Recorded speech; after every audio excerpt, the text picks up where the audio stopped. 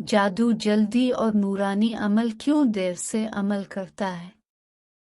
यहाँ से ये इश्काल भी दूर हो गया होगा कि क्या वजह है कि जादू फौरन असर करता है और नूरानी अमलियात का असर देर से सामने आता है। जादूगर के पास जाओ तो वो गारंटी से काम करता है, दीनी लोगों के पास जाओ तो वो तिफल तसल्लियाँ देते हैं, इनकी उम्मीद है काम हो जाएगा।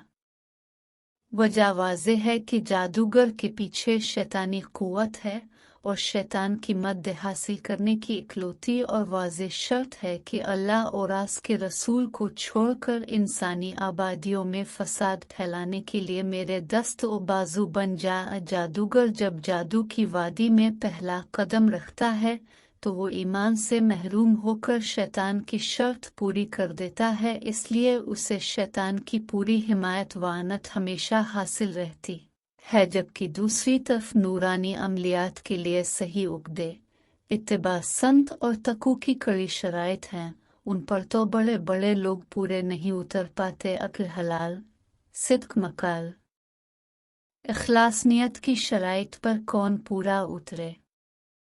यहाँ तो ये हाल है कि लोग नूरानी आमिल बनना चाहते हैं, लेकिन चाहते हैं कि उन्हें नमाज की पाबंदी ना करनी पड़े। अमाल सालिहा और तकू और तहारत तो बहुत बाद की बातें हैं, यहाँ तो फ़राइज़ ही से जान चराई जारी है।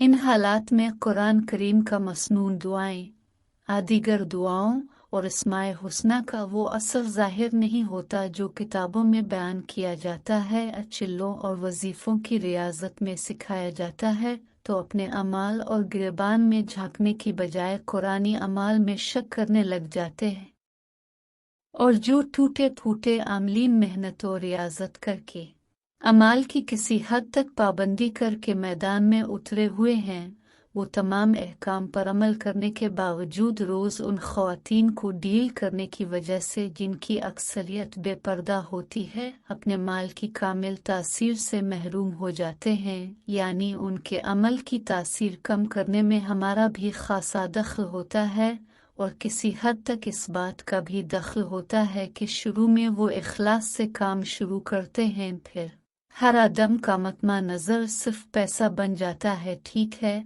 अपनी मेहनत के मुताबिक मुआवजा लेना हर दूसरे की तरह उनका भी हक है। इस हक से इनकार करना ना दीनदारी है ना दियानतदारी, लेकिन ये भी तो मुनासिब नहीं कि असल मकसूद मरीज का इलाज करने की बजाय इसका माल बटोरना ही रह जाए। हम आमिलीन की खिदमत में अर्ज करेंगे कि माल बटोरने के लिए इलाज न करें, बल्कि इलाज करने के मुआवजा में माल वसूल करें। नियत का ही क़िबला दुरुस्त हो गया और सोच का धारा पहले माल बाद में इलाज की बजाय पहले इलाज फिर मुआवजा की तरफ मुड़ गया तो इंशाअल्लाह की नुसरत आपके साथ हो जाएगी। नियत खराब होने से अल्लाह की नुसरत उठ जाती है। इससे बढ़कर मुसीबत यह है कि कई आमिलीन तो काम भी नहीं करते और मुआवजा ढेरों वसूलते हैं। मरीज को कह देते हैं कि आप 3 सुर्ख बकरे 3 फीट ऊंचे कद के ले आएं और 50,000 रुपए दे दें, हम 3 रातों तक आपके लिए दायरा खींचकर अमल करेंगे। वो बेचारे एतमाद करके मतलूबा बकरे भी सिर्फ कहने को बतलाए जाते हैं। मरीज को कहते हैं कि आप कहाँ बकरे ढूंढते फिरेंगे, 60,000 रुपए हमें दे दें, हम खुद खरीद लाएंगे।